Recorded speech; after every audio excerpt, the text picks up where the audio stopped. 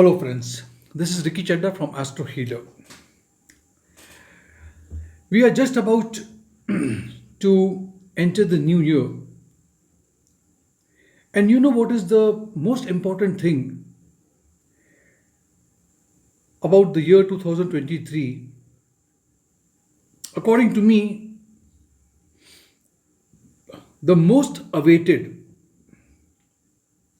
the most important, the most crucial transit of Saturn, Shani Dev, it's happening on the 17th of January. And when this happens, the sign of Sagittarius shall be out of Saraswati. That's good news for them. Capricorn would be into the last phase of Saraswati, which is again a good news for them.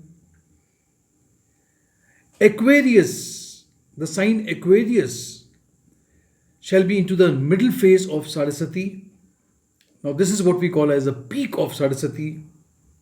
And everything that you're going to encounter is going to be according to the karmas. Also, the sign of Pisces will now get the taste, the tinge of Saraswati beginning. But today I am not here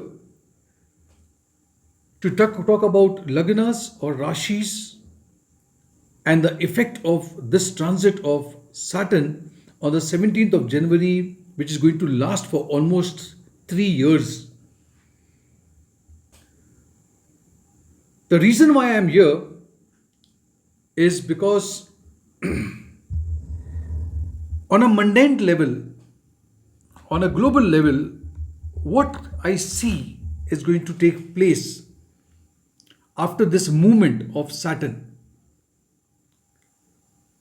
Let me also explain to you through this board that Saturn today, when I am making this video, is over here. It will get positioned over here. Jupiter, which is in the sign of Pisces till the 22nd of April, will be hemmed or will be in a Papkatri Yoga between Rahu and Saturn. Jupiter is under check. Also, we need to understand, that is why I've only given 4 planets, because these are the 4 planets which is important. These are the only 4 planets which are slow moving planet, and the effect of these planets last for a very long time. Jupiter shall be here in this position till the 22nd of April, after which it will move into this sign of Aries, conjuncting, meeting, positioning with Rahu, aspected by Ketu, forming a Chandal Yoga. Also, Saturn, when it will move on the 17th of January, it will have a direct effect on Rahu.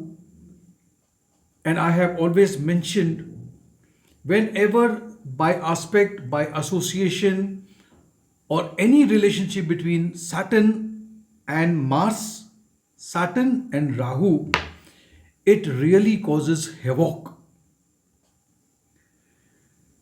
I'm coming to that. But understand what is going to be the planetary movement for the entire year.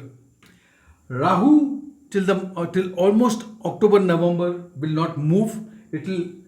Jupiter will come here and Rahu will move here. That is going to be in the month of October and November. And once it will move, Rahu will move here and Ketu will come over here in the natural 6th house. Rahu in the natural 12th house. The position would be 212 with Saturn. And again, Saturn will have a position of, 7 and 8. So it's a 6-8 position. Both these positions are very crucial. Anyway, I have given you the placements of the planets. Now let's talk about the points that I have written, the points that I wanted to mention. And yes, I want to tell you that it's not only my work, it is the work of my colleagues, my people with whom I am associated.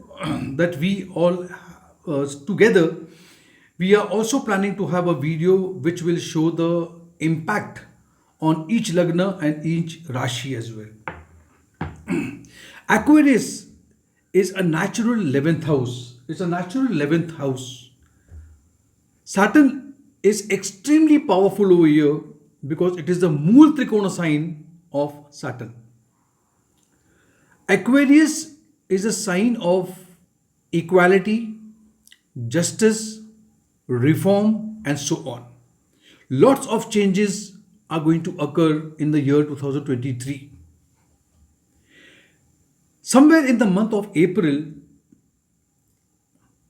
2022, this year, Saturn had come to this sign and then again moved back. It had come over here and again in the month of June it came back over here. But now finally it will go into the sign of Aquarius. Saturn would be aspecting Rahu, which I have always told you. This aspect and other placements of the planets suggest, first of all, the sign of Cancer and the sign of Scorpio. These both the signs are going to get into the Dahya period, or otherwise we call as a small Panoti. This transit will bring large scale of reforms in the society, in the world, in our country, and so on. The transit will also have an impact redefining relationships with other, relationship in society. By the end of this transit, so 23, 24 and 25, by the end of this transit, what you will see, so I'm talking about next 2.5 years,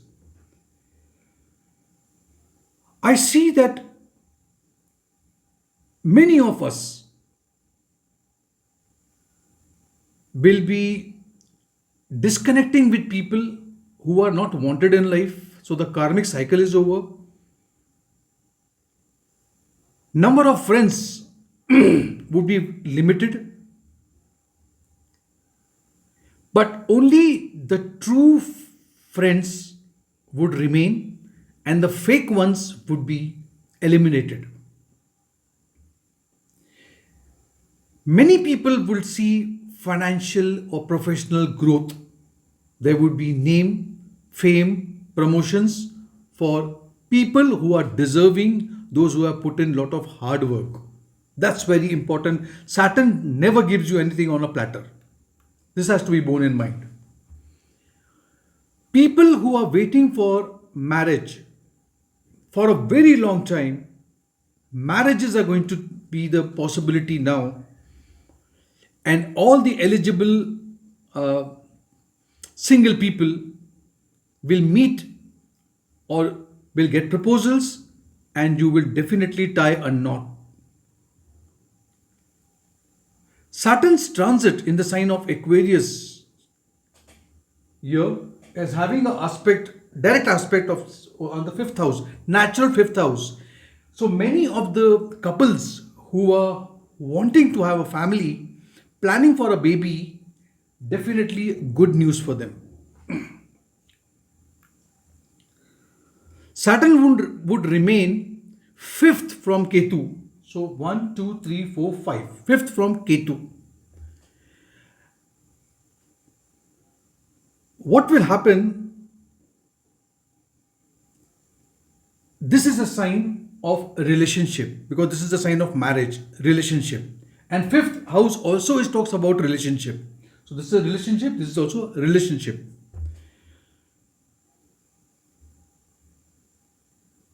Many things will happen with marriages, with relationship, getting into a relationship, and so on. On the 22nd of April, Jupiter will go into the 1st house. Now, this is a natural 1st house. The 1st house always talks about it's a new beginning, it's a new start, it's something that will start mushrooming, surfacing, and so on. You will see that Jupiter is meeting Rahu, forming a Chandal Yoga. Also, Jupiter will be aspected by Ketu, direct aspect by Ketu, and would be in conjunction with Rahu. Both are malefic and both are separative planet as well. Therefore, the year 2023 will focus on a big time changes in relationship and social connections. Lot of people would now, it's time for you to introspect, declutter, scanning yourself, knowing your relationship, especially social relationship. Also, there would be lot of introspection with business partnership, and a new business or a new beginning with a partner or having a partner will take place now.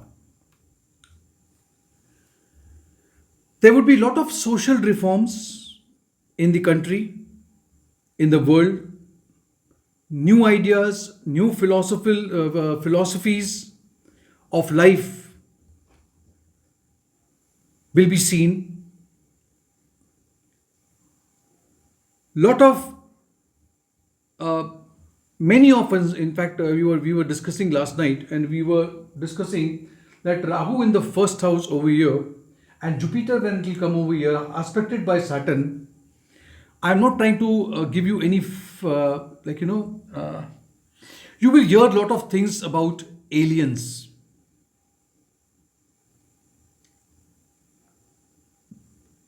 It's possible that you will hear something to do with aliens. The month of April to June and again September will be quite disturbing. There are other planets also. I'm not talking about it right now. Quite disturbing would be there. Also remember, Jupiter is all about finances. So we should understand that Jupiter is a natural karaka of the second house, fifth house, ninth house, 10th and 11th house. Now, what I see is lot of things will happen with foreign country or people working with MNCs, banking sector, finances, stock market or share market.